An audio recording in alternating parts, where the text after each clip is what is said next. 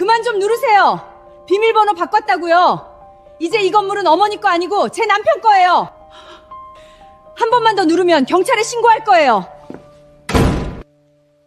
며느리의 고함이 복도를 울렸습니다. 며칠 전만 해도 병원에도 함께 가지고 힘이 되어주던 다정한 며느리였습니다. 오랜 고민 끝에 아들에게 70억짜리 건물을 넘겨주었는데 하루도 지나지 않아 집에서 쫓겨난 것이었어요. 추운 겨울에 손가방 하나 들고 찜질방에서 밤을 보내야 했습니다. 하지만 아무도 몰랐습니다.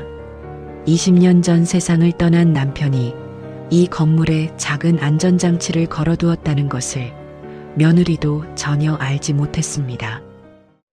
그리고 열흘 뒤 투자자들 앞에서 며느리가 새 건물주로서 투자 계획을 발표하던 그 순간 갑작스러운 시어머니의 등장에 며느리의 얼굴이 하얗게 굳어버렸고 회의실의 모든 사람들의 숨이 멎어버렸습니다. 대체 왜 사람들이 시어머니의 등장에 모두 놀라버린 걸까요? 새 건물주 며느리와 진짜 건물주 시어머니의 마지막은 대체 어떻게 되었을까요? 사연 시작 전 구독과 좋아요 부탁드려요. 와우 사연이 그 사랑받아 더 좋은 사연 보내드릴게요. 오늘의 사연 시작합니다. 중증 치매입니다. 의사의 목소리가 진료실 안을 짓눌렀습니다. 요즘 기억이 오락가락하시죠? 약속을 잊거나 방금 한 말을 다시 하신 적 없으세요? 당연히 있었습니다. 이제 나이가 70이 넘었으니까요.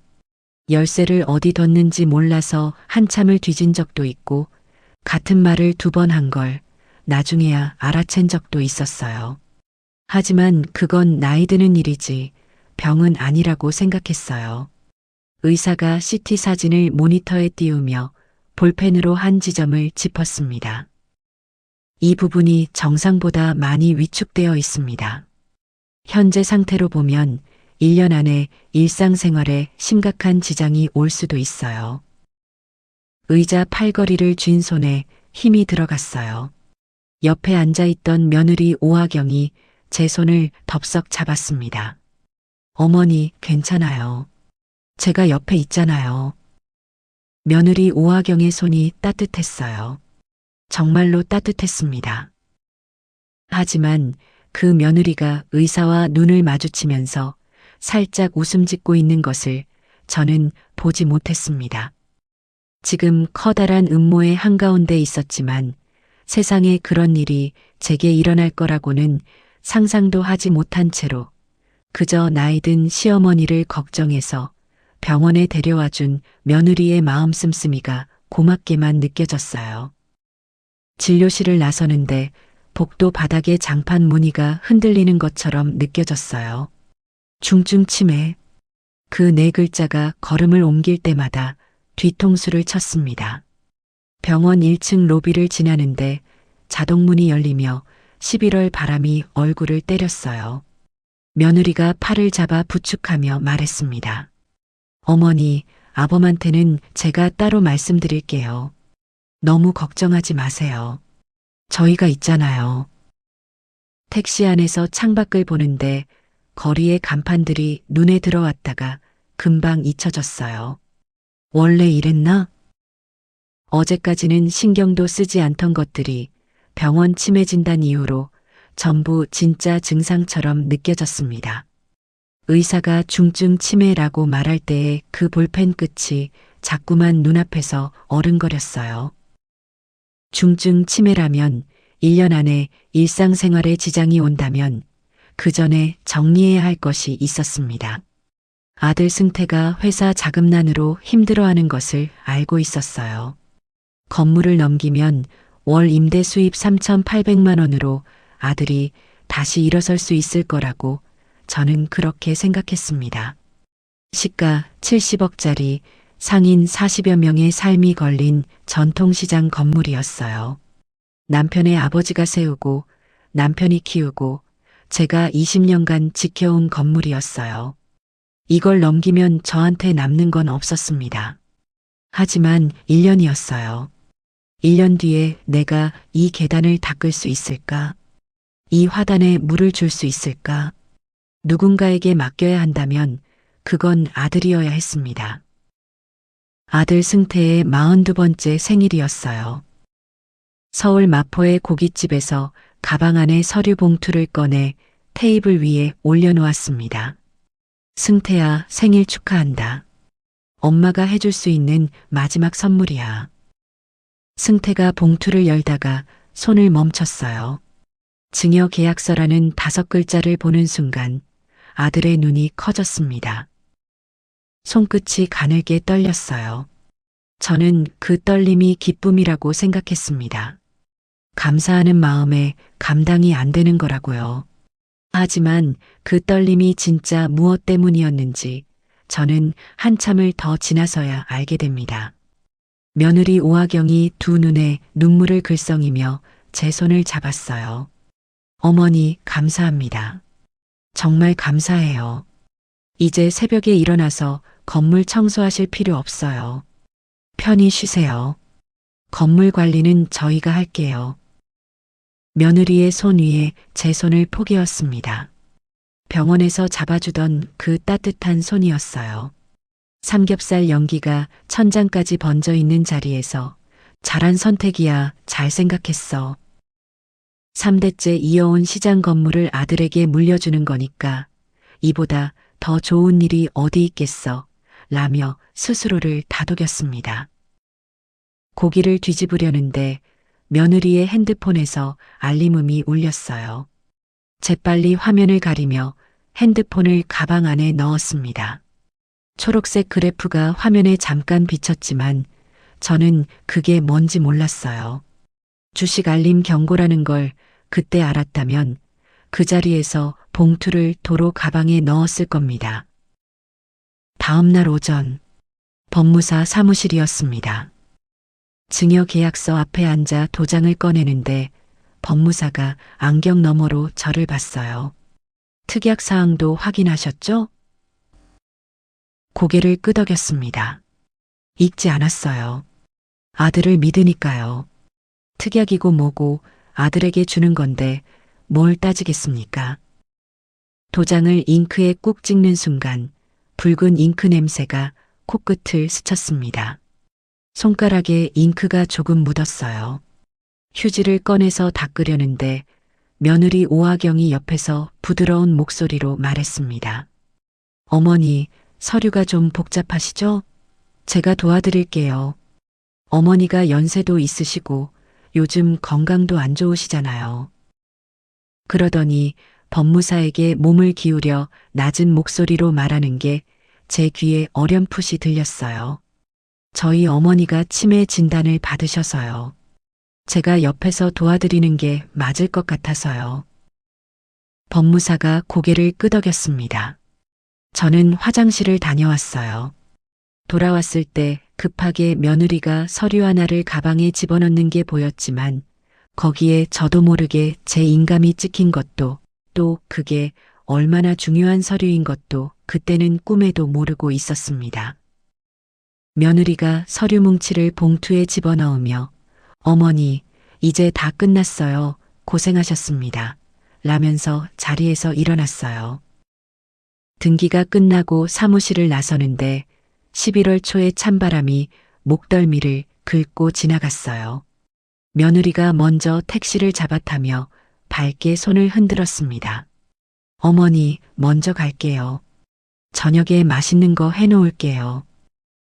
택시가 사라진 뒤 혼자 인도에 서서 시장 건물 쪽으로 눈을 돌렸어요.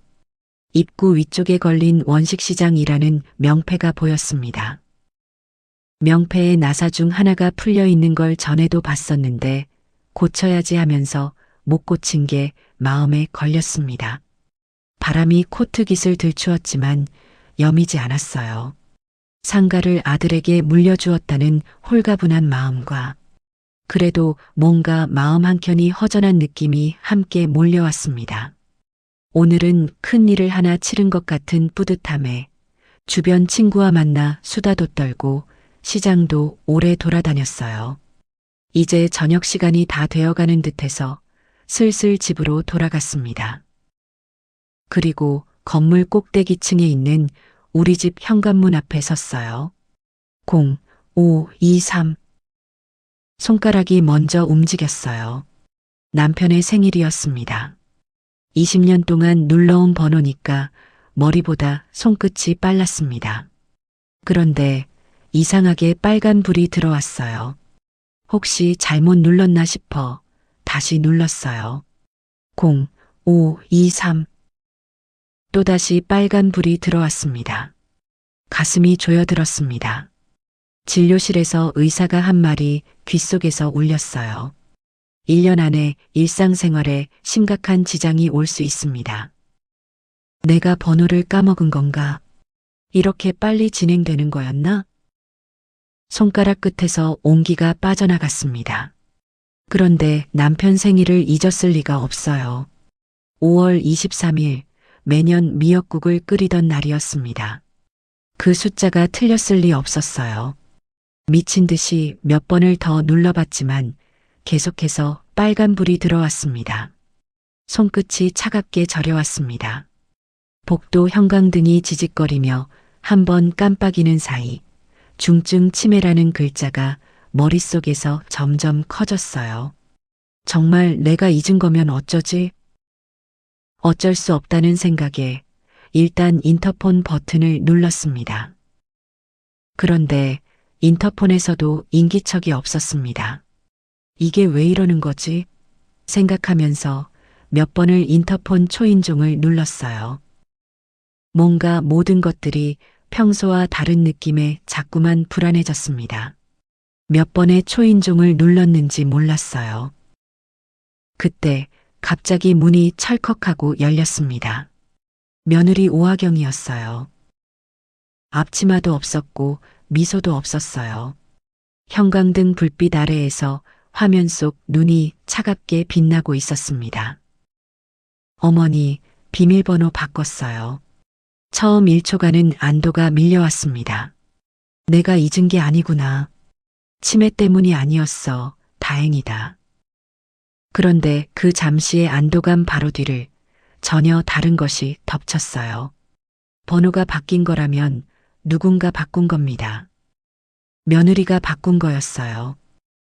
병원에서 제 손을 잡으며 걱정 마세요 라고 말하던 사람이 고깃집에서 눈물을 글썽이며 은혜를 잊지 않겠다고 말하던 며느리가 하필 건물 명의를 넘긴 바로 오늘 비밀번호를 바꾼 거였습니다. 안도하는 제가 한심하다고 느껴지는 즈음이었어요. 순간 며느리의 표정이 일그러지면서 갑자기 이상한 말들을 쏟아내었습니다. 이 집은 이제 아드님 명의이고 저희 가정도 존중해 주셔야죠. 건물주 허락 없이 어딜 함부로 들어오시려고 하세요? 오늘부터 이제 독립하신다고 생각하시고 그냥 밖에서 주무세요. 처음에는 이게 현실인지 꿈인지 잘 구별이 되지 않는 느낌이었어요. 며느리 오하경이 화난 목소리로 뭐라고 이야기한 것 같기는 한데 놀라움보다 당황스러움이 먼저 밀려와서 무엇을 말해야 할지 아무런 생각도 나지 않았습니다. 그때 며느리가 차가운 목소리로 한마디 덧붙였습니다. 이제 찾아오지도 말고 저한테 연락도 하지 마세요. 혹시 뭐 필요한 거 있으시면 그 잘난 아드님한테 전화해서 말씀하시고요. 그럼 전 이제 들어갑니다.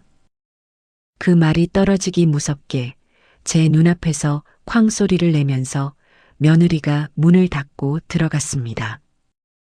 순간 아무 소리도 나지 않았어요. 복도에는 형광등의 지직거리는 소리만 남았습니다. 평생을 살았던 집이었어요. 그런데 오늘 아침에 명의를 넘겨주자마자 며느리에게 쫓겨난다는 것이 뭔가 드라마의 한 장면에서나 나오는 일인 줄 알았습니다. 한겨울의 추위보다 가슴 한켠을 깊이 찌르는 차갑고 불안한 예감이 더 아파오기 시작했어요. 정신을 차려야 했습니다. 뭔가 제가 모르는 일이 있거나 착오가 있을 수도 있었어요. 전화기를 꺼내고 아들에게 전화를 걸었습니다. 신호음이 원래 이렇게 느렸나 싶을 정도로 시간이 길게 느껴졌어요. 손가락이 화면 위에서 가늘게 떨리고 있었습니다. 네 번째 신호음 만에 아들 승태가 겨우 전화를 받았어요. 목소리가 낮았습니다. 승태야, 엄마가 지금 현관문 앞인데 며느리가 들어오지 말라고 하는데 무슨 소리인지 하나도 모르겠다. 니네 두 사람 사이에 무슨 일이 있었던 거야? 아들이 잠시 뜸을 들이더니 말을 건넸습니다. 엄마, 진짜 미안해. 나도 지금 회사 때문에 정신이 하나도 없어. 그런데 하경이 말이 맞는 것 같아. 이제 독립했으니까 당분간 따로 지내는 게 서로 편할 것 같아. 서로 편할 것 같다. 평생을 함께 산 집에서 쫓겨난 엄마한테 아들이 따로 지내는 게 서로 편할 것 같아 라는 말을 했습니다. 내가 최대한 빨리 원룸 하나 알아볼게. 엄마, 나 지금 바빠. 나중에 얘기해요. 전화가 끊기기 직전 수화기 너머로 살짝 며느리가 승태에게 뭔가를 말하는 소리가 아주 잠깐 들렸어요. 무슨 말인지는 들리지 않았지만 목소리의 톤이 명령조였습니다. 전화기를 쥔 손이 천천히 내려왔어요. 믿었던 아들마저 저를 외면했습니다. 평생을 살았던 집에서 반나절 만에 쫓겨났다는 게 믿어지지 않았습니다. 머릿속에 아무것도 떠오르지 않고 내가 뭘 잘못했는지도 잘 생각나지 않았어요. 잠시 오늘 만난 친구에게 전화를 해볼까 하다가 전화기를 내려놓았습니다. 집안의 치부를 드러내는 것 같아서 아무에게도 말할 수 없었어요. 목덜미가 서늘해 오는 것이 느껴졌습니다. 어디든 들어가 천천히 생각을 정리해야 했어요. 가만히 돌이켜보니 지금 손에 들린 것이라고는 이 작은 손가방 하나밖에 없었습니다. 슬그머니 가방 안의 지갑을 살짝 열어봤어요. 현금 8만 원 정도의 카드가 한 장 있었어요. 이 카드조차 건물법인 카드여서 쓸 수 있을지도 몰랐습니다. 오늘 쫓겨날지 몰랐던 터라 평생을 살던 집에서 가져온 것이 아무것도 없었습니다. 이를 악물었어요. 소리를 내면 안 되었습니다. 등 뒤 벽에 기대자 다리에서 힘이 빠지는 게 느껴졌어요. 무릎이 꺾이지 않으려고 벽을 짚었습니다. 손바닥 아래로 벽지의 거친 결이 지나갔어요. 복도 끝쪽에서 엘리베이터 버튼을 누르는 소리가 났습니다. 누군가 올라오고 있었어요. 이 꼴을 보여줄 수 없었습니다. 벽에서 등을 떼고 손가방 끈을 움켜쥐었어요. 어제까지 70억짜리 건물주였는데 하루아침에 갈 곳 없는 사람이 되어버렸습니다. 오늘 아침에 건물을 넘겨주는 도장을 찍으면서 오늘 당장 잘 곳이 없어질 거라고는 상상도 못했어요. 내가 사랑하는 아들에게 줄 수 있는 마지막 선물이라고 생각했습니다. 치매로 더 정신이 혼란스러워지기 전에 편안한 상태로 모든 것을 정리하는 게 순리라고 믿었어요. 그런데 그 믿음이 반나절 만에 산산조각이 나고 이 추운 겨울밤에 갈 곳이 없는 신세가 되었습니다. 손가방 하나를 들고 엘리베이터를 피해 계단으로 건물을 내려왔습니다. 평생을 숙박업소라는 곳을 제가 돈을 내고 들어가 본 적도 없었어요. 11월의 찬바람이 온몸을 파고드는 밤에 어디로 가야 할지 진짜로 막막했습니다. 그때 저 멀리 한 건물의 찜질방 네온 사인이 눈에 들어왔어요. 아까 지갑에 현금 8만 원 정도는 있는 것을 확인했습니다. 혹시 누가 볼까봐 허겁지겁 찜질방 쪽으로 발걸음을 옮겼어요. 행여 쫓겨난 채로 찜질방에 온 것처럼 보이지 않으려고 마치 하루 정도 몸을 지지러 찜질방에 들어가는 사람처럼 천천히 걸었습니다. 엘리베이터를 올라가 찜질방 카운터에서도 마실 나온 동네 사장님처럼 당당하게 지갑을 열었어요. 입구에서 입장료 12,000원을 냈더니 낡은 찜질복 한 벌을 내주었습니다. 옷을 갈아입고 들어가 찜질방 구석 자리에 누웠습니다. 바닥이 등을 지지는 것처럼 뜨거웠지만 얼어버린 마음 때문인지 그 열기가 몸속까지 닿지는 않았어요. 옆자리에서 코 고는 소리가 쉴 새 없이 울렸고 눈을 감을 때마다 집 앞에서 소리치던 며느리의 차가운 눈이 떠올랐어요. 눈을 뜨면 천장의 형광등이 아까의 그 복도 형광등처럼 지직거렸습니다. 잠이 오지 않는 채로 시간이 흘렀어요. 0, 5, 2, 3. 빨간 불의 잔상이 어둠 속에서 깜빡였습니다. 남편 생일 번호가 제 집 현관에서 저를 거부한 밤이었어요. 새벽 4시에 눈이 떠졌습니다. 20년 동안 새벽 5시에 일어나 시장 계단을 닦던 몸이 1시간 일찍 깨운 거였어요. 이제는 닦을 계단도 없는데 몸은 그걸 몰랐습니다. 어디를 가야 할지, 무엇을 해야 할지 몰라서 찜질방에서 멍하니 TV를 보며 시간을 보내고 있었어요. 그런데 갑자기 카운터 아주머니가 대뜸 다가오더니 저를 카운터로 불러 세웠습니다. 할머니, 12시간 넘으면 추가 요금 8,000원이에요. 모르셨어요? 여기 호텔이 아니거든요. 뒤에 줄 선 사람들의 시선이 등에 꽂혔습니다. 젊은 여자 둘이 수군거리는 소리가 들렸어요. 지갑을 열어 1,000원짜리를 한 장씩 꺼냈습니다. 카운터 형광등 아래에서 돈 세는 손가락이 떨리고 있었어요. 8,000원을 카운터에 올려놓고 빠져나오는데 아주머니가 다음 손님에게는 밝은 목소리로 인사하는 소리가 등 뒤에서 들렸어요. 저한테는 들려주지 않던 밝은 톤이었습니다. 하루아침에 시가 70억짜리 건물을 넘기고 8,000원 때문에 카운터 아주머니에게 잔소리를 듣는 칠순 노인이 되어버렸어요. 찜질방 밖으로 나오는데 햇빛이 눈을 찔렀어요. 아들에게 건물을 넘기고 하루 만에 이런 꼴이 되었다는 게 아직도 믿어지지 않았습니다. 일주일쯤 뒤 아들에게 주소 하나가 찍힌 문자가 왔습니다. 서울 외곽의 작은 원룸이었어요. 문을 열자 옷 몇 벌, 이불 한 채, 그리고 남편의 유품 상자 정도가 놓여 있었습니다. 그리고 식탁 위에 봉투가 하나 놓여 있었어요. 안에 현금 50만 원과 메모지 한 장이 들어 있었습니다. 어머니, 이제 자립하시려면 아르바이트 같은 것을 구하시는 게 좋을 거예요.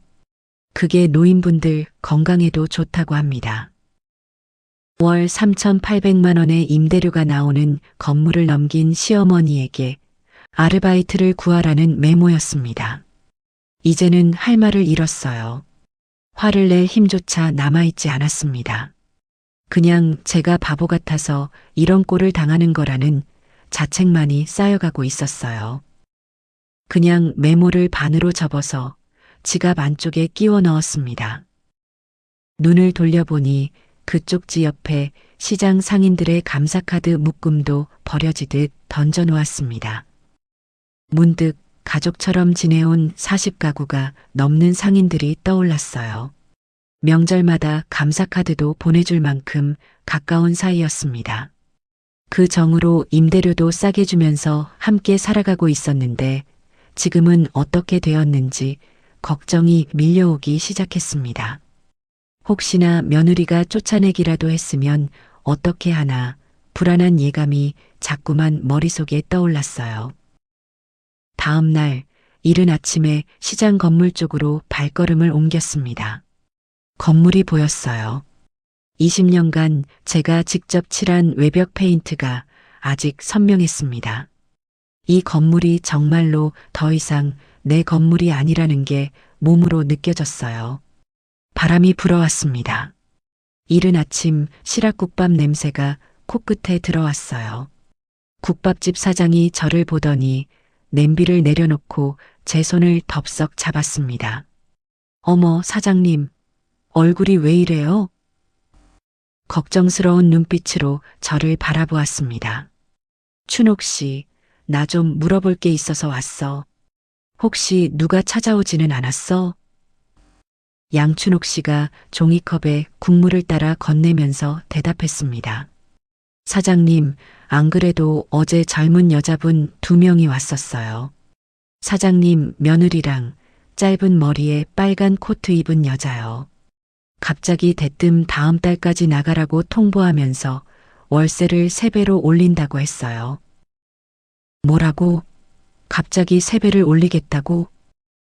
네, 지금 120만 원인데 360만 원으로 올리겠다고 했어요. 20년 동안 한 번도 이런 적 없었는데 혹시 사장님이 누구한테 건물 파신 거예요? 양춘옥 씨의 눈이 저를 똑바로 바라보고 있었습니다. 저는 아무런 대답도 할 수가 없었습니다. 설마 이렇게까지 할 거라고는 상상도 못했으니까요. 도대체 며느리와 아들이 무슨 짓을 하고 있는지 더 알아보기 위해서 1층에서 5층까지 올라가면서 모두에게 물어보았습니다. 40여 곳의 상인 거의 대부분이 이미 퇴거 통보를 받았어요. 3층 문구점 사장이 제 손을 붙잡았습니다. 사장님, 저 여기서 20년째 문구점 하고 있는데 갑자기 나가라니요. 옆 초등학교 아이들은 이제 학용품 살 곳도 없어지는 거예요. 사장님이 좀 도와주세요. 제발요. 형광등이 지직거렸습니다. 지금 이 복도에는 임차인 변경 안내라는 종이만 붙어 있었어요. 이 사람들을 이 지경으로 만든 제 자신이 너무나도 원망스러웠습니다. 제가 모든 것을 망쳐놓은 거였어요. 벽에 머리를 박고 싶은 심정이었지만 그런다고 변하는 것은 아무것도 없었습니다. 시장 상인들의 울음과 원망 소리가 귀 속에서 떠나지 않았어요. 다리가 풀려서 겨우 건물을 빠져나오던 바로 그 순간이었습니다. 건물 반대편 쪽에서 며느리 오하경이 건물을 나오고 있는 게 보였습니다. 혼자가 아니었어요. 짧은 머리에 빨간 코트를 입은 여자, 그리고 양복 입은 남자 2명이 함께였습니다. 빨간 코트 여자가 며느리 오하경의 어깨를 두드리며 말했어요. 하경아, 이 위치 진짜 좋아. 주변이 다 개발됐는데 여기만 전통시장으로 남아있잖아. 제대로 밀고 복합타운을 지으면 가치가 여기서 2배는 뛸 거야. 순간 고개를 들어 건물을 올려다보니 복합타운 개발 예정지라는 커다란 현수막이 건물에 걸려 있었습니다. 이미 모든 작업이 시작되고 있었어요. 오 사장님, 투자 설명회 일정에 맞추려면 기존 세입자 정리는 이번 달 안에 모두 마무리해 주셔야 합니다. 도장 찍은 지 열흘 만에 최 사장님이 오 사장님이 되어 있었어요. 20년이 열흘에 지워졌습니다. 오하경은 맞은편에 서 있는 저를 보지 못했어요. 볼 필요도 없었을 겁니다. 이미 필요한 것은 다 뽑아먹었고 가진 것 없이 쫓겨난 사람에 불과했으니까요. 밤에 원룸으로 돌아와 누웠는데 도저히 잠이 오지를 않았습니다. 저의 바보 같은 행동으로 저만 쫓겨난 것이 아니었어요. 그곳에서 수십 년간 삶의 터전을 일구던 40개가 넘는 시장 상인들도 한꺼번에 쫓겨나게 만든 거였어요. 가슴이 터질 듯이 답답했습니다. 왜 20년 전 남편이 저에게 죽을 때까지 절대로 이 건물을 내어주면 안 된다고 이야기했는지 이제서야 그 깊은 의미를 알게 된 것 같았어요. 제가 이렇게까지 못나고 바보 같게 느낀 적이 살면서 없었습니다. 지금 이 순간 저의 이런 모습을 남편이 보고 있다면 얼마나 기가 찰 노릇일까요? 아니, 남편만 제 곁에 있었다면 이런 일도 일어나지 않았을 텐데 먼저 떠난 남편의 자리가 너무나도 크게 느껴지는 밤이었습니다. 잠도 오지 않고 속상한 마음에 뒤척이다가 문득 남편의 유품 상자가 제 눈에 들어왔어요. 자리에서 일어나 남편의 손때 묻은 물건들을 하나씩 꺼내보기 시작했습니다. 남편이 쓰던 만년필과 옛날에 찍었던 결혼식 사진들, 그 옆에 모자와 집기들도 있었습니다. 그 순간 모자 위에 놓여있는 흰색 봉투가 눈에 들어왔습니다. 20년 동안 완전히 잊고 살고 있었는데 저 봉투는 남편이 병상에 있을 때 제게 주었던 편지였어요. 혹시 힘든 일이 있을 때 꼭 열어보라면서 건네주었던 기억이 있습니다. 예전에도 본 것 같은데 전혀 내용이 기억이 나지 않아서 허겁지겁 봉투를 열었습니다. 편지 한 장과 작은 명함 하나가 들어 있었어요. 남편의 삐뚤하지만 정성껏 눌러 쓴 글씨가 20년 전 잉크에 담겨 바래져 있었습니다. 무슨 일이 있어도 이 건물을 아들에게 그냥 넘기면 안 돼. 아들이 어떤 말로 잘하겠다고 해도 시장 상인들을 위험하게 할 수도 있는 일이니까 절대로 하면 안 돼요. 이 문장들을 보는 순간 숨이 쉬어지지 않았습니다. 남편은 이미 20년 전에 이 일이 일어날지 알고 있었던 걸까요? 눈앞이 흐려져서 다음 글이 잘 보이지 않았지만 계속해서 읽어내려갔습니다. 이 건물은 내가 당신을 위해 준비한 거야. 애들은 자기들이 알아서 살 길을 마련하도록 하고 당신은 죽을 때까지 이 집에서 편하게 살면 돼요. 한 글자 한 글자마다 남편의 마음이 느껴지는 것 같아서 읽는 동안에 숨이 잘 쉬어지지 않았습니다. 뒤이어 마지막 문단을 읽어내려갔어요. 혹시라도 힘든 일이 있거나 혼자서 해결할 수 없는 일이 있을 때는 내가 남겨둔 명함으로 전화를 하면 방법을 찾을 수 있을 거예요. 나한테 시집 와서 고생 많이 했어요. 더 오래 있어주지 못해서 미안해요. 사랑해요. 편지를 쥔 손가락이 파르르 떨렸습니다. 당신은 20년 전에 이미 오늘을 보고 있었어요. 건물을 아들에게 넘기면 안 된다고 했는데 나는 그 말을 벌써 어겼습니다. 아들이 편하게 모시고 살겠다고 했을 때 남편의 이 편지를 떠올리지 못했어요. 제 가슴을 치면서 후회해도 이미 모든 것이 끝난 후였습니다. 이제는 돌이킬 수가 없었어요. 하지만 그 순간 편지의 마지막 줄이 다시 눈에 들어왔습니다. 혼자 해결할 수 없을 때 내가 남겨둔 명함으로 연락을 하면 방법을 찾을 수 있다. 라는 말이었어요. 봉투를 다시 열었더니 작은 명함이 하나 들어 있었습니다.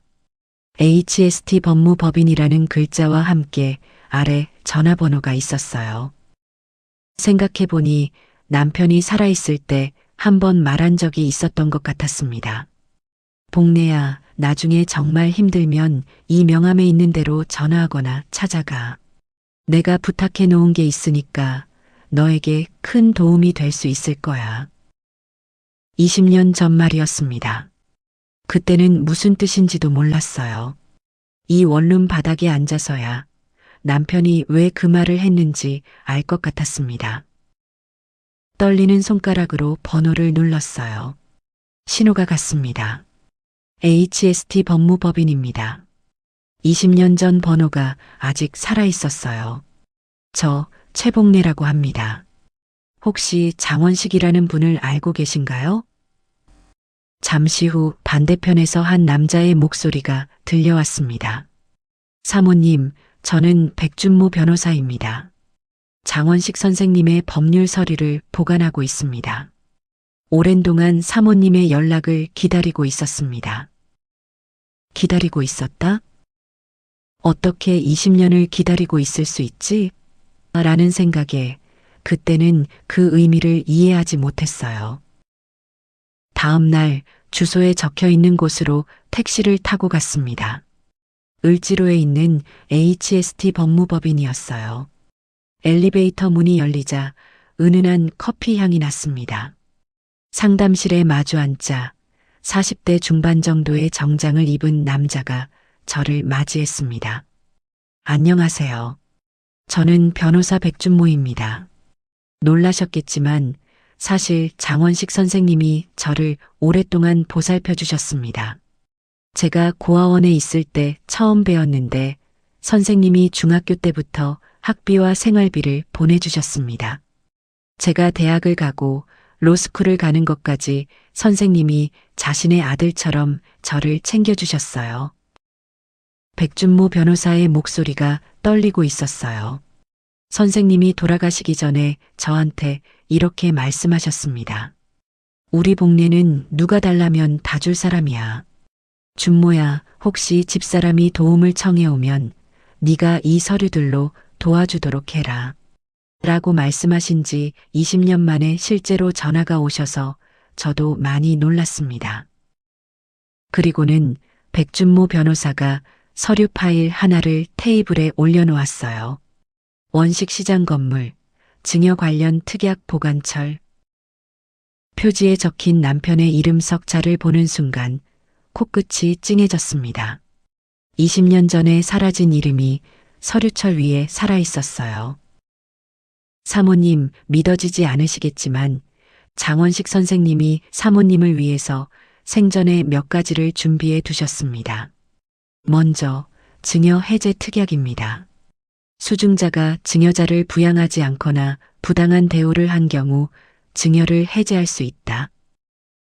법률 언어가 귀를 스쳐 지나가긴 했지만 무슨 말인지 머리에 잘 들어오지 않았습니다. 쉽게 말씀드리면 아들이 어머니를 모시지 않거나 해치는 행동을 하면 증여를 없던 일로 돌릴 수 있다는 겁니다. 없던 일로 할 수 있다라는 말을 듣는 순간 숨이 멎어버리는 것 같았어요. 지금의 이 말도 안 되는 상황을 다시 되돌릴 방법이 있다는 말을 눈앞에 앉아 있는 변호사 양반이 제게 해주고 있었습니다. 그것도 20년 전 남편이 지금의 상황을 그때부터 예견하고 준비를 했다는 생각에 눈물이 쏟아질 것 같았습니다. 남편이 갑자기 너무 보고 싶어졌어요. 이 사람은 죽어서까지 저를 지켜주고 있다는 생각에 가슴이 터져버릴 것 같았습니다.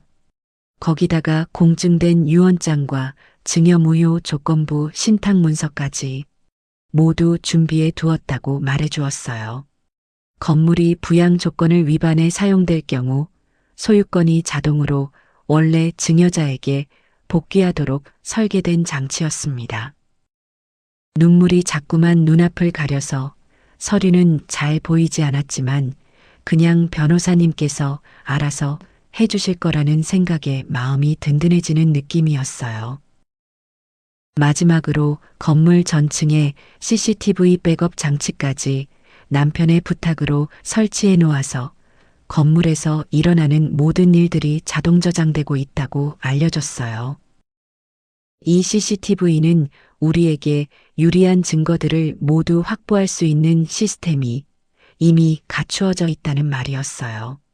만약에 법정으로 가더라도 저희가 증거를 모으는데 아무런 문제가 없다고 했습니다.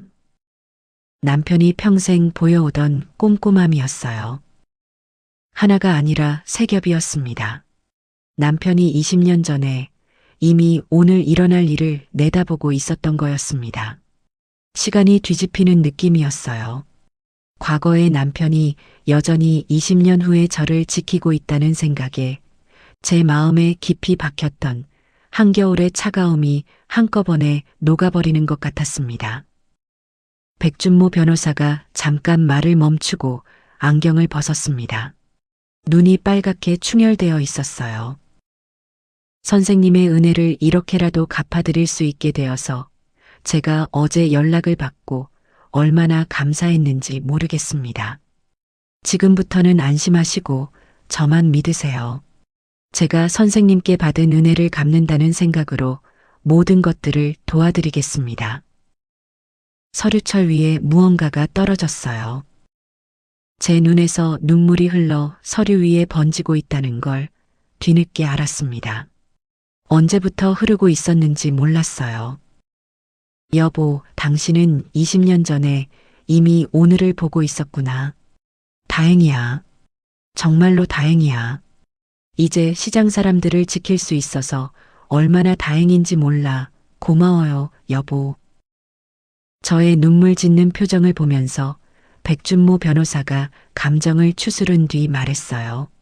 하지만 사모님, 아직 안심하실 때가 아니에요. 지금 바로 아드님에게 증여 해제를 통보하시면 안 됩니다.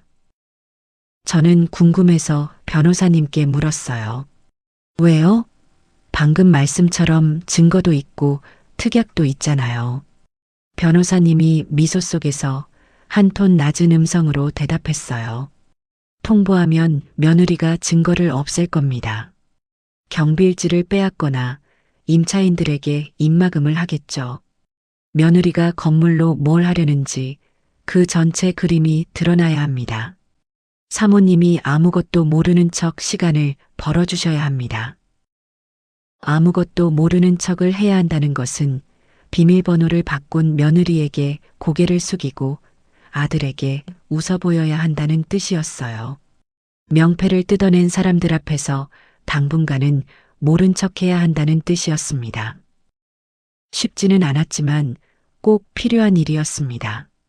저는 변호사님의 제안대로 그 자리에서 승태에게 전화를 걸었어요. 백준모 변호사가 옆에서 지켜보는 가운데 저는 아들에게 말했습니다. 승태야, 엄마가 곰곰이 생각해 보니까 며느리 말이 틀린 게 없는 것 같아. 나도 이제 칠순이고 건물 관리도 힘들었거든. 이제 니네들한테 맡겨두고 나는 조금 편히 쉬는 게 좋겠어. 전화 너머로 아들이 안도하는 숨소리가 들렸어요.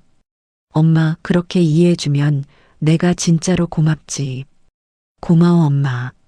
나도 사업도 잘 안 되고 애들 키우고 사는 게 힘들어서 그래. 엄마가 조금만 이해해줘. 찜질방에서 8,000원을 못 내서 망신을 당하던 엄마한테 이해해줘서 고맙다고 했습니다. 전화를 끄는 손등에 핏줄이 붉어져 나와 있었어요. 겨우 참으면서 통화를 끝낼 때까지 제가 이를 악물고 있는 것을 백준모 변호사가 지켜보고 있었습니다. 원룸으로 돌아와 속보자기에서 남편의 편지를 다시 꺼냈습니다.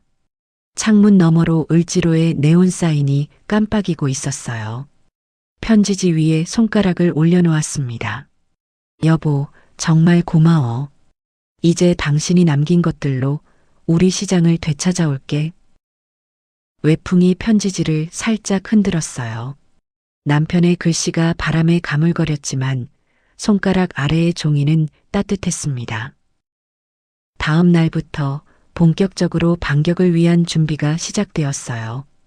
백준모 변호사가 상담실 테이블 위에 노트북을 펼쳤습니다. 화면의 푸른 빛이 어두운 방 안에서 제 얼굴을 비추었어요. CCTV 클라우드 백업 영상이었습니다. 남편이 세상을 떠나기 전 부탁으로 5년마다 새로운 시스템으로 업그레이드가 되어 있었어요. 건물 전층이 고화질 카메라로 녹화되고 있었습니다. 화면 안에서 오하경과 빨간 코트 여자가 건물 1층부터 5층까지 돌아다니고 있었어요. 면적을 재고 벽을 두드려보고 조감도를 펼쳐들고 있었습니다. 9월 8일부터 10월 28일까지 총 6번이었어요. 날짜가 바뀔 때마다 양복 입은 남자들이 추가되고 움직임이 더 구체적이 되어 갔어요. 영상이 하나씩 넘어갈 때마다 숨이 조여들었습니다. 10월 11일 영상에서 멈췄어요. 오하경이 1층 복도에서 전화 통화를 하며 걸어가고 있었습니다. 소리는 들리지 않았지만 입모양을 읽을 수 있었어요. 시어머니가 도장 찍으면 바로 시작하자. 경비원 허만기 씨가 경비일지에 적은 바로 그 대사였습니다. 이 영상과 경비일지를 합치면 며느리가 증여 전부터 건물 처분을 계획하고 있었다는 것이 입증됩니다. 단순한 증여 해제가 아니라 사기에 의한 증여 취소까지 가능합니다. 노트북 화면을 닫지 못하고 멍하니 앉아 있었어요. 9월 8일이면 추석 전이었습니다. 이미 모든 것을 계획한 다음에 저를 올가매고 있었다고 생각하니 무서운 생각까지 들었습니다. 이것뿐만이 아닙니다, 사모님. 알고 보니 이 모든 것의 뒤에는 진짜 썩은 뿌리가 자리하고 있었습니다. 아드님은 아시다시피 이미 사업 실패로 20억 가까운 빚이 있었어요. 그런데 저희가 새롭게 입수한 정보에 따르면 며느리 오하영 씨가 빚이 많은 것으로 확인되었습니다. 조사 결과 오하영 씨가 주식 투자 실패로 10억 원이 넘는 빚이 생겼고 아마도 그것 때문에 사기를 쳐서라도 건물을 양도하도록 하는 계획을 세운 것 같습니다. 숨이 막힐 것 같았어요. 결국 아들과 며느리가 모두 사고를 치고 빚이 늘어나자 자신을 내쫓고 건물을 빼앗아서 사건을 해결하려던 거였습니다. 이제 모든 게 다 이해가 되기 시작했어요. 결국 돈이었습니다. 돈 앞에서 부모도 자식도 인륜도 모든 것이 부질없었어요.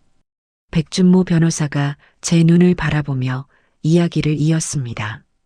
사모님, 증거는 충분합니다.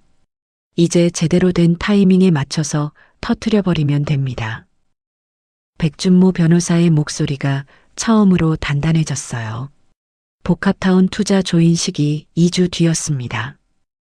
투자자들과 기자들이 모이는 그 자리에서 전부 공개하면 투자와 대출과 개발 사업이 한꺼번에 무너지는 거였어요. 숨이 조금 놓였습니다. 찜질방에서 시작된 이 긴 밤이 끝이 보이기 시작한 느낌이었어요. 이제 계획대로 하나씩 진행하면 모든 것을 되찾을 수 있었습니다. 원룸으로 돌아와 오랜만에 조금 편안한 밤을 보낼 수 있었어요. 아직 끝난 것은 아니지만 이제 모든 것을 되돌릴 수 있다는 생각에 가슴 한켠이 편안해졌습니다. 오랜만에 편하게 잠을 취한 뒤에 느지막이 일어나 아침을 준비하고 있었습니다. 그런데 갑자기 전화기가 울렸어요. 이른 아침부터 백준모 변호사에게서 급하게 전화가 걸려왔습니다. 사모님, 큰일이 생겼습니다. 변호사의 목소리가 다급하게 들렸어요. 어제까지 단단하던 톤이 갈라져 있었습니다. 방금 연락을 받았는데 며느리가 법원에 후견인 지정 신청을 넣었습니다. 후견인이 지정되면 사모님의 모든 법적 행위가 무력화됩니다. 증여 해제 소송도 우리가 준비한 모든 것도 소용이 없어집니다. 전화기를 쥔 손에서 힘이 빠졌어요. 어제까지 보이던 끝이 하루 만에 다시 사라져버렸습니다. 겨우 놓았던 숨이 다시 목 안에서 굳어지는 느낌이었어요. 서류가 팩스로 넘어왔습니다. 피후견인 최봉래. 내 이름 옆에 피라는 글자가 붙어 있었습니다. 세 글자가 철새처럼 손목을 조이는 느낌이었어요. 내가 판단력이 없는 사람이라고요. 70년을 살아오면서 시장을 20년간 혼자 관리하면서 40명 상인의 월세를 한 번도 틀리지 않고 계산한 사람에게 판단력이 없다고 했어요. 건물이 아니라 내 존재 자체가 부정당하고 있었습니다. 서류를 쥔 손가락에서 힘이 빠져 종이가 바닥으로 미끄러져 내렸습니다. 사모님, 이건 며느리의 전략입니다. 치매 진단을 무기로 쓰고 있는 겁니다. 머리로는 알겠는데 가슴이 따라오지 않았어요. 피후견인이라는 세 글자가 눈앞에서 사라지지 않았습니다. 이성이 너는 괜찮아라고 말하고 있었고 공포가 정말 괜찮은 거 맞아? 라고 반문하고 있었어요. 두 목소리가 동시에 울렸습니다. 그런데 사모님, 제가 추가로 조사하는 과정에서 뭔가 미심쩍은 게 하나 더 나왔습니다. 변호사의 목소리가 한 톤 낮아졌어요. 사모님께 치매 진단을 내린 병원이 부동산 개발로 작년에 꽤나 시끄러웠던 병원인데 지금 며느리의 동창생인 부동산업자 나혜랑과 관계가 있는 것 같습니다. 그 의사가 나혜랑과 과거 부동산 거래를 함께한 정황이 확인됐어요. 더 확인해 봐야겠지만 사모님의 치매 증상도 경증 초기 치매를 중증으로 부풀렸거나 사기를 쳐서 치매로 만든 다음에 후견인 신청을 해서 건물을 빼돌리는 사기 수법일 가능성도 커 보입니다. 뭔가 미심쩍었던 부분이 풍선처럼 터지는 느낌이었어요. 가슴 한켠에서 커져가던 공포의 정체가 드러나는 순간이었습니다. 현관문 앞에서 손가락이 얼어붙던 밤부터 법원 서류를 보며 두려워하던 모든 순간이 알고 보니 누군가 치매라는 올가미를 씌우고 처음부터 설계한 조작된 공포였던 거예요. 결국 며느리와 부동산업자 그리고 의사까지 모두가 공범이었어요. 병원까지 짜고 70세 노인의 공포를 도구로 쓴 거였습니다. 진료실에서 볼펜으로 CT 사진을 짚으며 심각한 지장이라고 말하던 그 눈이 진단을 내린 것이 아니라 사실 대본을 읽은 것이었어요. 목소리가 낮아졌습니다. 자신도 모르게 톤이 바뀌었어요. 결국 나를 미친 사람으로 만들어서 내 손발을 묶으려 한 거야? 지금까지 이를 악물며 버텨왔던 분노와는 차원 자체가 달랐습니다. 처음으로 그 감정이 입 밖으로 튀어나왔어요. 쌍욕이 나올 정도로 태어나 처음 느끼는 분노에 손발이 부들부들 떨리는 것이 느껴졌습니다. 이건 절대로 용납할 수 없는 범죄였어요.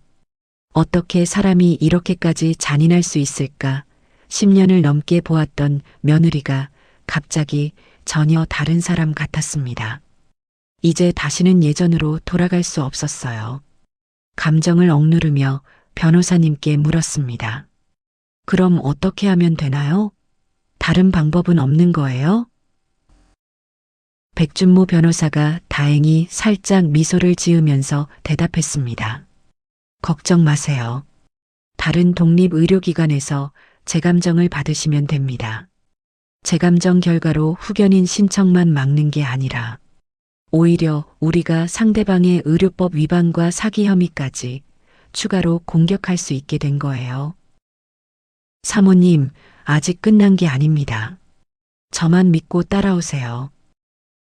백준모 변호사의 설명에 끓어오르던 심장이 조금은 안정되었습니다. 여전히 저를 중증 치매 노인으로 만들려 했다는 사실이 화가 났지만 그것이 며느리를 사기로 처벌받을 수 있게 만들 수 있다는 한마디에 금세 가라앉았어요. 이제는 감정이 아니라 조금은 더 차갑게 사실관계를 정리해야 한다는 변호사님의 말씀이 이해가 되는 순간이었습니다.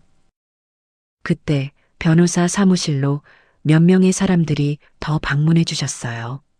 바로 시장 사람들이었습니다. 양춘옥 씨가 비닐봉지를 들고 서 있었고 뒤에 문구점 사장과 철물점 사장이 따라왔어요. 양춘옥 씨의 눈이 빨갛게 충혈되어 있었고 철물점 사장은 입을 꾹 다문 채 고개만 끄덕이고 있었습니다. 사장님, 저희가 증거를 모았어요. 문구점 사장이 핸드폰을 꺼내 퇴거 강요 문자 캡처를 보여줬어요. 철물점 사장은 나혜란의 협박 녹음 파일을 꺼냈고 양춘옥 씨는 복합타운 투자회유 카톡 캡처를 내놓았습니다. 퇴거 통보를 받고도 협박을 당하고도 이 사람들은 증거를 모아 변호사 사무실까지 찾아온 거였어요. 백준모 변호사가 하나하나 확인하며 고개를 끄덕였습니다. 이 증거들이 더해지면 임차인 퇴거 강요까지 입증할 수 있다고 했어요. 상담실을 나서는 세 사람의 등을 보면서 가슴 안쪽이 뜨거워졌습니다. 이 사람들을 위해서라도, 이 시장을 위해서라도 절대로 져서는 안 됐어요. 이제 사모님이 직접 나서서 모든 것을 마무리하시면 됩니다. 제가 꼭 직접 나서서 해야 할까요? 그럼요. 조인식의 지역 방송사와 신문사 기자들이 올 거예요.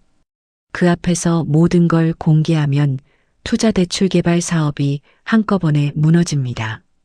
20년간 이 시장을 지킨 진짜 건물의 주인이 며느리가 아니라 사모님이라는 것을 그 자리에 있는 모든 사람이 지켜봐야 합니다. 직접 간다는 건 며느리의 얼굴을 보겠다는 뜻이었어요. 비밀번호를 바꾸고 함부로 들어오지 마세요라고 말하던 그 얼굴을, 아르바이트를 구하라는 메모를 남긴 그 손을 다시 마주해야 한다는 뜻이었습니다. 가슴이 조여들었지만 테이블 위에 펼쳐진 서류들을 보면서 숨을 고르었어요.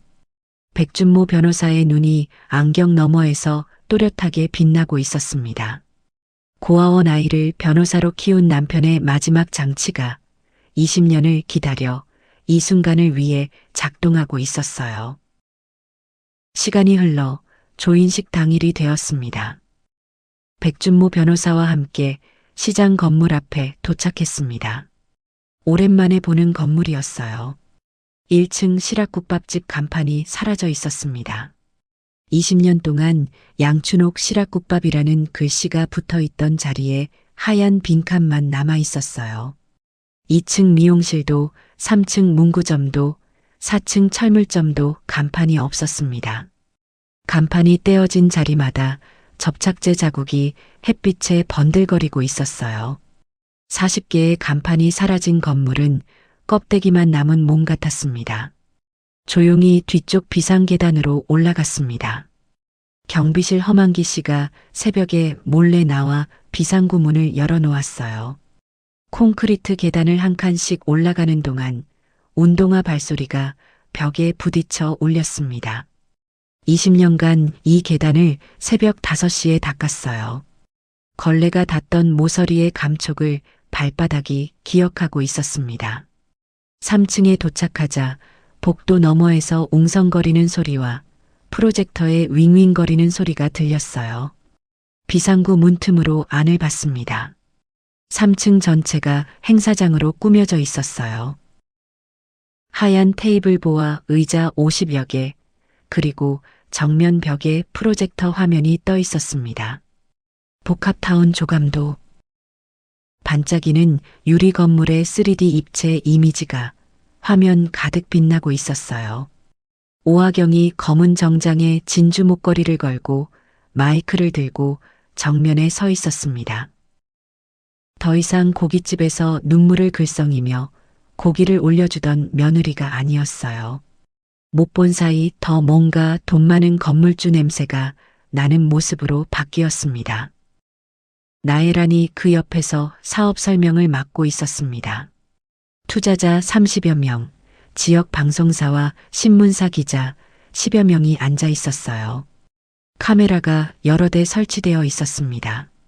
앞줄에 앉은 투자자 중에 머리가 하얀 어르신 2-3분이 보였어요. 70대로 보이는 분들이었습니다. 승태는 오하경 바로 옆 의자에 앉아 있었어요. 양복을 입었지만 넥타이가 비뚤어져 있었고 연신 목을 만지작거리고 있었습니다.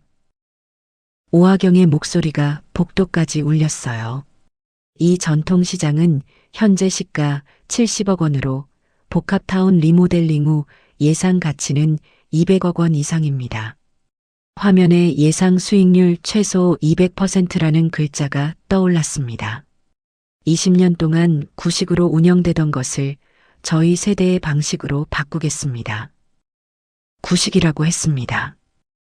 그 단어가 비상구 문틈을 통과해 귀에 꽂혔습니다. 새벽 5시에 계단을 닦은 것이 구식이라고. 한여름 옥상에서 방수 공사를 하고 한겨울 보일러를 고치고 상인 자녀 결혼식에 축의금을 보내며 시장을 지킨 것이 구식이라고 말하고 있었습니다. 20년의 세월이 구식이라는 한 단어에 묶여 바닥에 던져졌어요. 백준모 변호사가 제 팔을 가볍게 잡으며 고개를 저었어요. 아직이라고 말하는 것 같았습니다. 그 한마디에 겨우 숨을 참았습니다. 비상구 문 뒤에서 숨을 고르는 동안 심장이 빠르게 뛰고 있었지만 손은 떨리지 않았어요. 발표가 끝났습니다. 이 시장의 새로운 출발을 함께 해주실 여러분께 감사드립니다. 투자 의향서는 앞쪽 테이블에 준비되어 있습니다. 오하경이 허리를 숙여 인사했어요. 박수가 터졌습니다. 50개가 넘는 의자에서 한꺼번에 박수 소리가 울렸어요. 기자들의 카메라가 오하경을 향해 쏟아졌습니다. 앞줄에 머리 하얀 어르신이 고개를 끄덕이며 박수를 치고 있었어요. 투자자가 10명 넘게 자리에서 일어나 투자 의향서 테이블로 걸어갔습니다. 손을 뻗으려는 바로 그 순간 백준모 변호사가 제 팔을 놓았어요. 지금입니다, 사모님. 비상구 문을 열었습니다. 행사장 안의 공기가 비상구 쪽으로 밀려 나왔어요. 한 발자국을 내디뎠습니다. 행사장 안으로 들어가는 첫걸음이었어요. 맨 뒷줄에 앉은 투자자가 고개를 돌렸습니다. 양복깃을 고쳐 잡고 있던 손이 멈추었어요. 그 사람의 시선이 저와 마주쳤습니다. 아무 말도 하지 않았어요. 그냥 쳐다보기만 했습니다. 칠순 노인이 투자 설명회 중에 갑자기 운동화를 신고 행사장에 들어서는 모습이 이상했을 거예요. 그 뒤로 앞쪽의 사람들도 저를 향해 시선을 돌렸습니다. 그러더니 기자 몇 명이 무의식적으로 사진을 찍기 시작했어요. 웅성거리는 소리가 뒤에서 앞으로 물결처럼 퍼져나갔습니다. 저 노인은 누구야? 왜 갑자기 튀어나온 거지? 하는 속삭임이 의자와 의자 사이를 타고 흘렀어요. 오하경에게 향하던 렌즈가 일제히 저를 향하고 있었고 터져나오는 셔터 소리가 빗방울처럼 번져나갔습니다. 무대 앞쪽에 다다를 때쯤 드디어 며느리 오하경이 제 쪽으로 시선을 돌렸어요. 제 얼굴을 보고 서로 눈이 마주쳤습니다. 고깃집에서 제 손을 잡고 눈물을 글썽이던 얼굴도 아니었고 인터폰 화면에서 함부로 들어오지 마세요라고 말하던 얼굴도 아니었어요. 갑자기 얼굴에서 피가 모두 빠져나간 표정이었습니다. 오하경의 손에서 마이크가 떨어졌어요. 바닥에 부딪혀 쿵 소리가 났고 그 순간 스피커에서 삐 하는 소리가 찢어지듯 울렸습니다. 앞쪽에 앉아있던 아들 승태가 의자에서 반쯤 일어났어요. 엄마, 여기 어떻게 온 거야? 라고 물었지만 대답하지 않았습니다. 그 순간 백준모 변호사가 한 발 앞으로 나섰습니다. 가방에서 준비한 USB 하나를 꺼냈어요. 손바닥 위에 놓인 검은 USB가 형광등 불빛을 받고 번들거렸습니다. 참석하신 분들과 기자 여러분께 중요한 사실을 알려드리겠습니다. 저는 HST 법무법인 백준모 변호사입니다. 회장이 조용해졌어요. 박수를 치던 손들이 무릎 위에 내려와 있었습니다. 투자 의향서에 뻗었던 손이 테이블 가장자리를 잡고 있었어요. 백준모 변호사가 프로젝터에 연결된 노트북으로 다가갔습니다. 오하경이 발표에 사용하던 바로 그 프로젝터에 USB를 꽂는 순간 복합타운 조감도가 사라졌어요. 반짝이던 유리 건물의 3D 이미지가 꺼지고 화면이 푸른빛으로 한번 깜빡였습니다. 그리고 CCTV 영상이 재생되었습니다. 방금 전까지의 같은 프로젝터에서 다른 진실이 비춰지고 있었어요. 화면에 오하경과 나혜란이 건물을 답사하는 모습이 날짜별로 재생됐습니다. 9월 8일, 10월 11일. 오하경이 1층 복도에서 전화통화를 하며 걸어가는 장면에서 입모양으로 읽을 수 있었어요. 시어머니가 도장 찍으면 바로 시작하자. 기자들의 카메라 셔터 소리가 일제히 터졌습니다. 백준모 변호사가 마이크를 들었어요. 이 건물은 최복래 여사가 남편이 돌아가신 후 20년을 관리해 오신 전통시장입니다. 올해 11월 아들에게 증여되었으나 이는 사전에 계획된 사기 증여였습니다. USB 안에 두 가지 놀라운 진실이 담겨져 있습니다. 첫째, 오하경은 주식 투자로 10억 이상의 빚을 지고 있었고 이 빚을 메우기 위해 건물 매각을 사전에 계획했습니다. 증여가 이루어지기 한 달 반 전부터 브로커 나혜란과 함께 건물을 답사했고 임차인 퇴거를 강요하고 기존 상인 40여 명의 삶을 내쫓았습니다. CCTV 영상과 경비일지, 그리고 여러 임차인의 피해 진술이 이를 뒷받침합니다. 회장 안공기가 바뀌었어요. 앞줄에 머리 하얀 어르신이 안경을 벗고 화면을 올려다봤습니다. 옆에 앉은 투자자가 혀를 차는 소리가 났어요. 그런데 이게 끝이 아닙니다. 진짜 심각한 범죄는 지금부터입니다. 백준모 변호사의 목소리가 한 톤 낮아졌어요. 며느리 오하경 씨는 악의적으로 최봉래 여사를 치매로 몰기 위해서 브로커와 짜고 미리 계획된 의사에게 중증 치매 진단을 받도록 했습니다.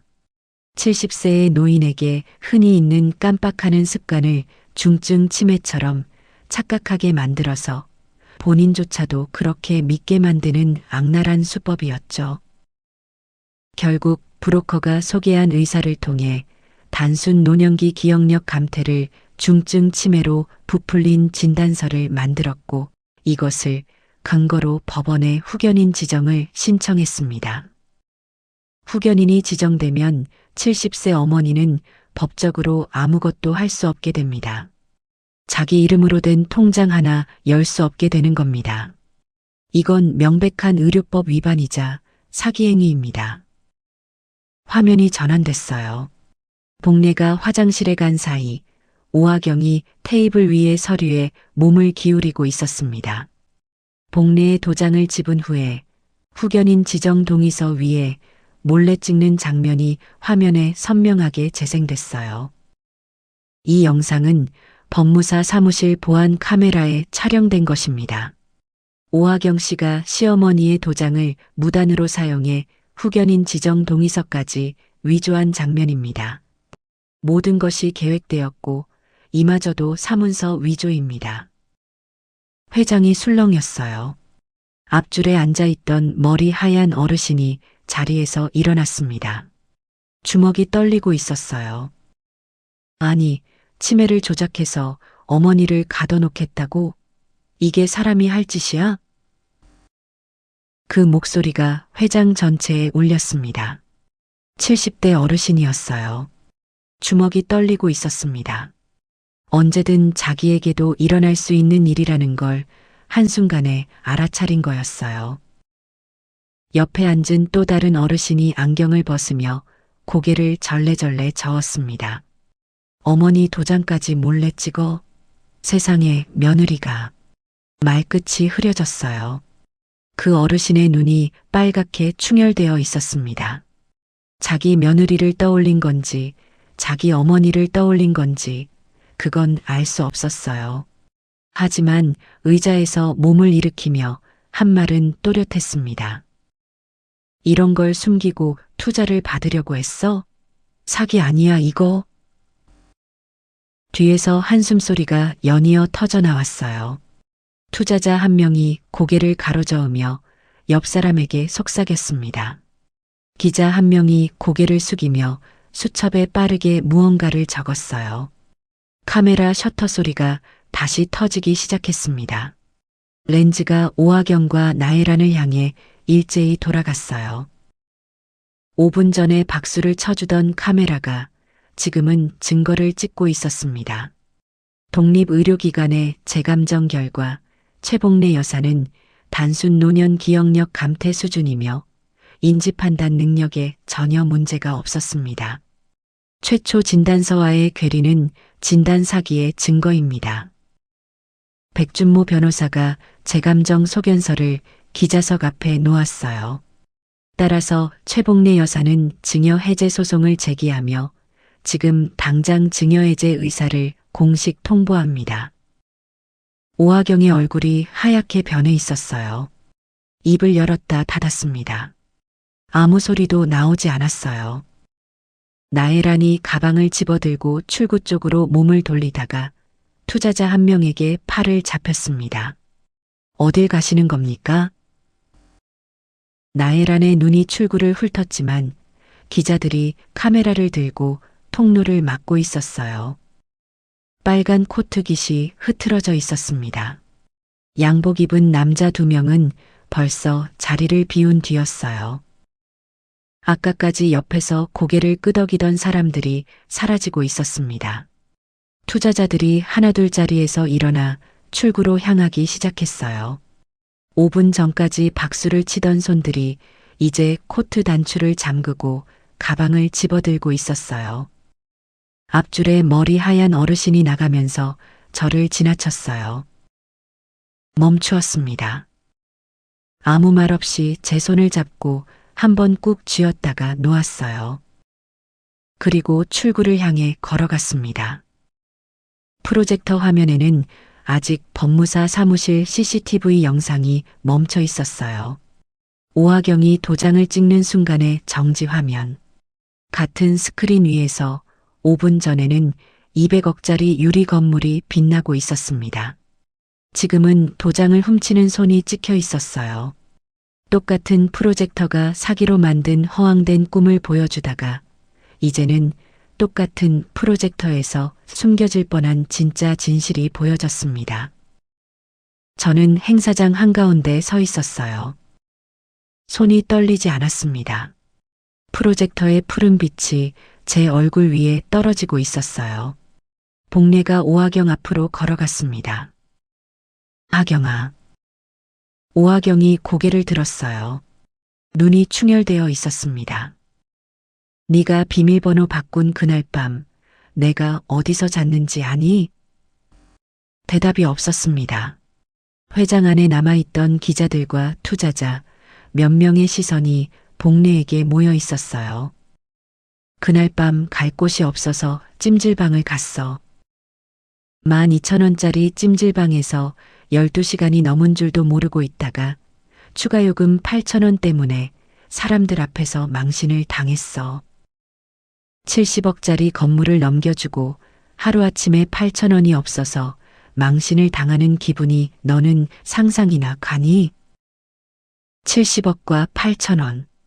두 숫자가 같은 문장 안에 놓이는 순간 회장의 공기가 바뀌었어요. 숨소리가 멈추었습니다. 기자석에서 펜이 굴러가는 소리가 났고 뒤에 남아있던 어르신 한 분이 코를 훌쩍였어요. 옆에 앉은 기자가 수첩에 적던 펜을 멈추고 고개를 숙였습니다. 70억짜리 건물을 준 사람이 8,000원 때문에 사람들 앞에서 부끄러웠다는 말이 글자가 아니라 소리로 이 공간에 울리니까 그제야 사람들이 이 사건의 무게를 알아차린 거였어요. 네가 보낸 봉투에 메모가 있었지. 아르바이트를 구하세요. 70억짜리 건물을 준 시어머니한테 너는 어르신들 건강에 좋다면서 아르바이트를 구하라고 했어. 복례의 목소리가 한 톤도 올라가지 않았어요. 소리를 지르지 않았습니다. 사실을 하나씩 놓았을 뿐이었어요. 월 3,800만 원의 임대료가 나오는 건물을 넘긴 시어머니에게 50만 원 봉투와 아르바이트 메모를 보낸 며느리였습니다. 3,800만 원과 50만 원. 이 숫자의 대비도 아까의 70억과 8천원만큼이나 잔인했어요. 그 숫자들이 회장 안 사람들의 표정을 바꾸고 있었습니다. 오하경의 시선이 바닥으로 떨어졌어요. 진주 목걸이가 고개가 숙여지면서 흔들렸습니다.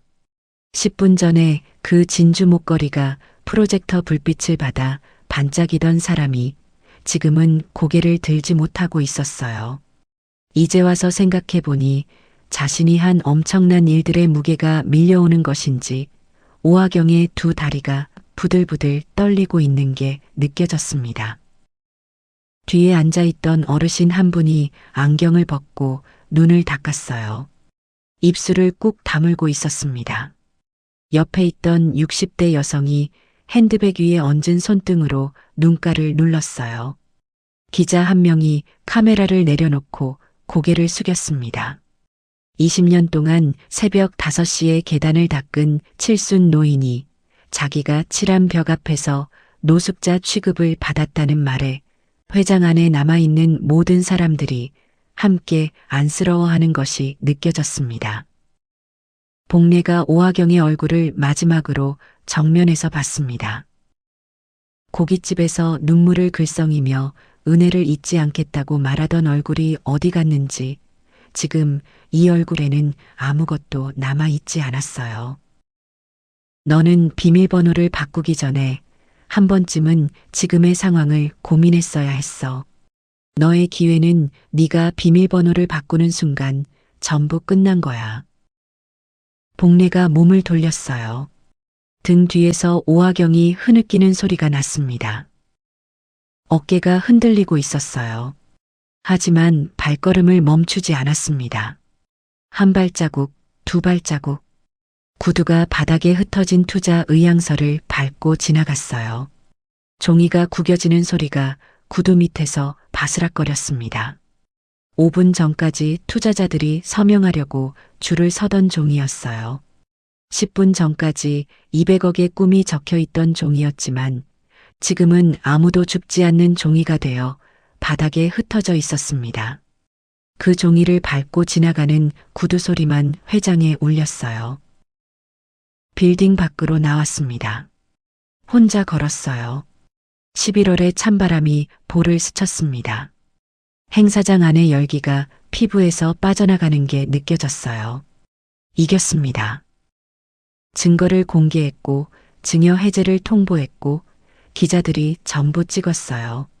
남편이 남긴 세 겹의 장치가 작동했고 사람들이 모아준 증거가 며느리의 제국을 무너뜨렸습니다. 그런데 가슴 한쪽이 텅 비어 있었어요. 통쾌함이 가시고 나니 그 자리에 아무것도 없었습니다. 행사장 안에서 오화경의 흐느끼는 소리를 등 뒤에 남겨두고 나왔는데 밖의 공기가 차가운 게 아니라 허전했어요. 아들이 기자들 앞에서 여기서 끝내자라고 말하는 걸 봤습니다. 며느리가 의자에 주저앉는 걸 봤어요. 나혜란이 팔이 잡힌 채 입술을 떠는 걸 봤습니다. 이긴 건데, 되찾은 건데, 왜 발걸음이 이렇게 무거운 건지 모르겠어요. 이기는 것과 되찾는 것은 다른 일이라는 걸 이 순간 처음으로 알았습니다. 시장 건물은 되찾을 수 있어요. 하지만 아들이 이혼하는 것, 손녀의 가정이 무너지는 것, 그건 되찾을 수 없었습니다. 이기는 순간에도 상실은 남았어요. 그날 저녁 6시 지역 뉴스에 보도됐습니다. 화면에 시장 건물이 잡히고 기자가 마이크를 들고 서 있었어요. 서울 마포구의 한 전통시장에서 며느리가 시어머니를 상대로 사기 증여를 시도한 사건이 드러났습니다. 며느리는 브로커와 공모하여 시어머니의 치매 진단을 조작하고 시가 70억 원 규모의 건물을 탈취한 뒤 기존 상인 40여 명을 퇴거시키려 한 혐의를 받고 있습니다. 화면이 조인식 현장으로 바뀌었어요. 제가 비상구에서 걸어 나오는 뒷모습이 찍혀 있었습니다. 운동화를 신은 칠순 노인의 뒷모습이 텔레비전 화면 안에서 걸어가고 있었어요. 이틀 뒤 전국 뉴스로 확대됐습니다. 시어머니를 중증 치매 환자로 조작하여 70억 건물 탈취를 시도한 며느리와 브로커 구속수사. 앵커의 목소리가 거실의 텔레비전에서 울려 나올 때 저는 원룸 구석 소파에 앉아 멍하니 화면을 보고 있었어요. 화면 속의 사건이 제 이야기라는 게 아직도 실감이 나지 않았습니다. 그런데 다음 날부터 전화가 쉴 새 없이 울리기 시작했어요. 사모님, 지금 인터넷에 사모님 기사가 실시간 검색어 1위입니다. 백준모 변호사의 목소리에 처음으로 웃음기가 묻어 있었어요. 인터넷이 뭔지 잘 모르겠다고 했더니 변호사가 핸드폰 화면을 보내왔습니다. 폐륜 며느리 시어머니 치매 조작해 70억 건물 빼앗으려다 덜미. 이 제목 아래로 빨간 글씨들이 빼곡하게 달려 있었어요. 댓글이라는 것이었습니다.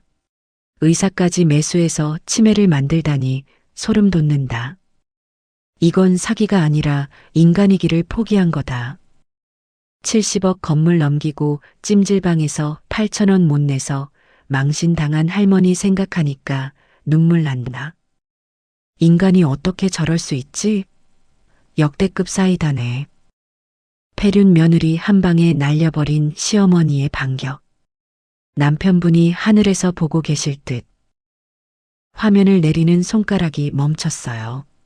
남편이 하늘에서 보고 있을 거라는 그 한 줄이 모르는 사람이 쓴 글인데 가슴에 와 닿았습니다.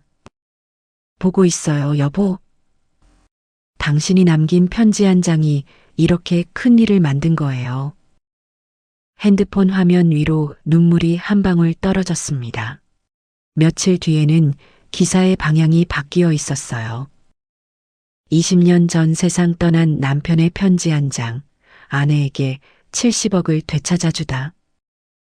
이 기사가 나간 뒤로 인터넷의 분위기가 달라졌습니다. 분노 대신 눈물의 댓글이 달리기 시작했어요. 남편이 변호사까지 키워서 아내를 지키게 했다는 거잖아. 이건 법률이 아니라 사랑이다. 죽어서도 아내를 지킨 남편. 올해 읽은 기사 중 가장 울었다. 누가 달라면 다 줄 사람이야. 이 한마디에 남편이 아내를 얼마나 잘 알고 있었는지가 다 담겨 있다. 방송국에서 인터뷰 요청이 왔어요. 전부 거절했어요. 제 이야기가 아니라 남편의 이야기니까요. 화면에 나갈 얼굴은 남편이어야 했는데 남편은 20년 전에 떠났으니까요. 하지만 한 방송국 기자가 끝까지 전화를 걸어왔어요.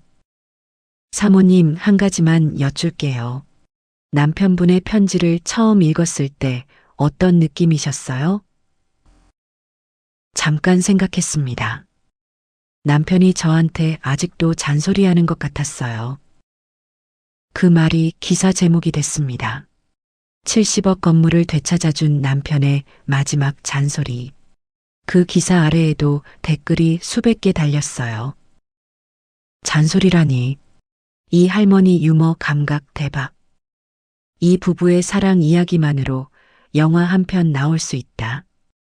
다 이긴 이야기인데 왜 이렇게 눈물이 나는 건지. 텔레비전을 끄고 나니 원룸은 조용했어요. 세상이 떠들썩하고 인터넷이 뜨겁고 기자들이 전화를 걸어오는 동안에도 이 원룸의 형광등은 여전히 지직거리고 있었습니다. 속보자기에서 남편의 편지를 꺼냈어요. 여보, 세상이 당신 이야기를 하고 있어. 근데 나는 그냥 당신이 너무 보고 싶다. 창문 너머로 밤이 깊어지고 있었어요. 원룸의 형광등이 지직거리는 소리만 남았습니다. 며칠 뒤 원룸의 초인종이 울렸어요. 문을 여니 승태가 서 있었습니다. 눈 밑에 그림자가 고깃집 때보다 더 깊었어요. 신발도 벗지 않고 원룸 바닥에 이마를 대고 엎드렸습니다. 엄마, 나는 하경이가 뭘 하는지 알면서도 모른 척했어. 비밀번호 바꾼 것도 알았고 상인들 내쫓는 것도 알았어. 그런데 나도 빚이 많아서 하경이 말을 들을 수밖에 없었어. 잠자코 내가 하는 거 지켜만 봐. 그래야 애들 아빠로 밥이라도 얻어먹을 수 있어. 그 말 듣고 나서 어쩔 수 없이 입을 다물었어. 소파에 앉은 채 아들의 뒤통수를 내려다봤어요. 42살의 가장의 어깨가 저 앞에서는 아직도 10살짜리 아이의 어깨였습니다. 며느리가 했을 때는 분노였던 그 대사가 아들이 직접 입에 담는 순간 비통으로 바뀌었어요. 이 아이가 그 말 앞에서 입을 다물었다는 게 분노와 연민 사이에서 가슴이 갈라지는 느낌이었습니다. 너 엄마가 집에도 못 들어가서 너한테 전화했을 때 뭐라고 했는지 기억나니? 독립해서 따로 지내는 게 편할 것 같다고 했어. 20년 살던 집에서 쫓겨난 엄마한테 집을 나가는 게 편할 것 같다는 말을 했어. 승태가 고개를 더 숙였어요. 넥타이가 바닥에 닿을 만큼 목이 꺾여 있었습니다. 엄마, 미안해. 미안한 건 알겠는데 미안하다는 말로 찜질방 바닥에서 보낸 새벽이 지워지는 건 아니야. 내가 뭘 하면 돼? 뭘 해야 엄마한테 용서받을 수 있어? 지금은 모르겠다. 아무리 부모, 자식 간이라도 이 정도는 시간이 좀 필요해. 용서하고 싶지 않은 게 아니었어요. 미안하다는 아들의 어깨가 10살짜리처럼 떨리고 있는데 이 아이를 안아주고 싶지 않은 게 아니었습니다. 하지만 찜질방 바닥에서 뒤척이던 새벽이 8,000원을 세던 손가락이 나가 사시는 게 편할 것 같아 라는 한마디가 아직 몸에 남아 있었어요. 용서에는 시간이 필요하고 그 시간을 주는 것도 사랑이라는 걸 70년을 살아서야 알았습니다. 엄마, 나 기다릴게. 문이 닫히고 아들의 구두 소리가 복도에서 멀어졌어요. 원룸 창문 너머로 해가 기울고 있었습니다. 법원이 증여 해제를 인정했어요. 소유권 자동 복귀, 담보대출 무효. 남편이 20년 전에 심어놓은 세 겹의 장치가 한치의 빈틈도 없이 작동한 거였습니다. 오하경과 나혜라는 사문서 위조, 사기, 의료법 위반 교사 혐의로 구속됐어요. 법정에서 오하경이 마지막으로 한 말이 뉴스에 나왔습니다. 저도 피해자예요. 빚 때문에 어쩔 수 없었어요. 고깃집에서 은혜를 잊지 않겠다고 눈물을 글썽이던 그 입이 법정에서도 같은 방식으로 눈물을 흘리고 있었어요. 하지만 이번에는 아무도 그 손을 잡아주지 않았습니다. 나혜라는 과거 부동산 사기 전력까지 드러나 추가 고발이 이루어졌어요. 치매 진단서를 조작한 의사는 의사 면허가 정지되고 형사 수사가 시작됐습니다. 진료실에서 볼펜으로 CT 사진을 짚으며 심각한 지장이라고 대본을 읽었던 그 사람이 이제는 수사관 앞에서 자기 변호를 해야 하는 처지가 됐어요. 뉴스가 나간 뒤 인터넷 댓글창이 또 한 번 들끓었어요. 백준모 변호사가 보내온 핸드폰 화면을 보니 이번에는 시니어 시청자들의 글이 유난히 많았습니다. 70 넘은 사람이라 인터넷에 글 쓰는 거 서툰데 이건 꼭 쓰고 싶었어요. 인과응보입니다. 하늘이 무심하지 않았어요. 우리 나이쯤 되면 다 느끼는 거예요. 자식한테 다 주고 나면 내 자리가 없어진다는 거. 이 할머니가 우리 대신 이겨준 것 같아서 가슴이 시원합니다. 결국 정의가 승리했네요. 며느리도 브로커도 의사도 전부 법의 심판을 받았으니 인생은 길게 보면 정직한 사람이 이기는 겁니다. 핸드폰 화면을 내려놓았어요. 모르는 분들이었지만 그 글자들 뒤에 있을 주름진 손가락들이 보이는 것 같았습니다. 승태의 이혼이 확정되었고 다솔이는 아빠와 할머니 곁에 남았어요. 시장 건물로 갔어요. 건물 뒤편 창고에서 떼어져 보관되어 있던 명패 원식시장을 꺼냈습니다. 나무 표면에 먼지가 쌓여 있었어요. 소매로 닦았습니다. 나무결 사이에 낀 먼지가 쓸려나가면서 남편의 아버지가 새긴 글자가 다시 드러났어요. 원식시장. 나사 하나씩 조일 때마다 명패가 벽에 단단하게 붙었어요. 손이 떨렸습니다. 상인들이 하나씩 돌아왔습니다. 양춘옥 씨가 시락국밥 한 그릇을 들고 옥상으로 올라왔어요. 사장님, 추운데 이거라도 드세요. 한 숟가락 떴습니다. 뜨끈한 국물이 목을 넘어 가슴까지 내려갔어요. 백준모 변호사도 시장 건물에 찾아왔습니다. 안경을 벗고 잠깐 말을 멈추었습니다. 눈가가 붉었어요. 선생님이 저한테 마지막으로 하신 말씀이 있습니다. 복래 씨가 건물 되찾으면 이제 제발 새벽에 좀 쉬라고 전해줘. 그 사람은 내 말은 절대 안 들을 테니까 네가 꼭 전해줘라 하셨습니다. 울음이 터졌어요. 동시에 웃음도 터졌습니다. 내 말은 절대 안 들을 테니까. 남편이 맞았어요. 20년을 같이 살면서 제 성격을 꿰뚫고 있었습니다. 새벽에 쉬라고 해도 안 쉴 걸 알고 변호사한테 대신 전해달라고 부탁한 거였어요. 그것도 절대 안 들을 테니까 라는 말까지 붙여서요. 세 겹의 안전장치를 만든 남편이 마지막에 남긴 건 법률 서류가 아니라 이 한마디였습니다. 이 말은 그 전에 모든 겹을 감싸는 마지막 보자기였어요. 시장을 되찾으라는 유언이 아니라 새벽에 좀 쉬라는 잔소리였습니다. 20년 전에 떠난 남편이 20년 뒤의 새벽을 걱정하고 있었어요. 웃기고 슬프고 고맙고 미안한 게 전부 한꺼번에 왔습니다. 얼굴 근육이 웃는 건지 우는 건지 스스로도 몰랐어요. 지금까지 삼키고 소리 없이 흘리고 서류 위에 떨어뜨리던 눈물이 처음으로 웃음과 함께 나왔습니다. 여보, 계단은 내일도 닦을 거야. 당신이 세운 시장이잖아. 백준모 변호사가 안경을 쓰면서 웃었어요. 선생님이 딱 그러실 줄 알았다고 하셨습니다. 그 말에 또 웃음이 터졌습니다. 창밖으로 새벽이 밝아오고 있었어요. 1층에서 양춘옥 씨의 시락국밥 끓는 냄새가 계단을 타고 올라왔습니다. 경비실에서 다소리의 웃음소리가 새어나왔어요. 이 소리들이 70억보다 무거웠습니다. 초록불이 다시 켜진 이 건물에서 20년 전 남편과 봤던 것과 같은 해가 뜨고 있었어요. 여보, 당신이 지켜준 시장에서 오늘도 해가 떴어. 나는 여전히 당신과 함께여서 오늘도 행복해.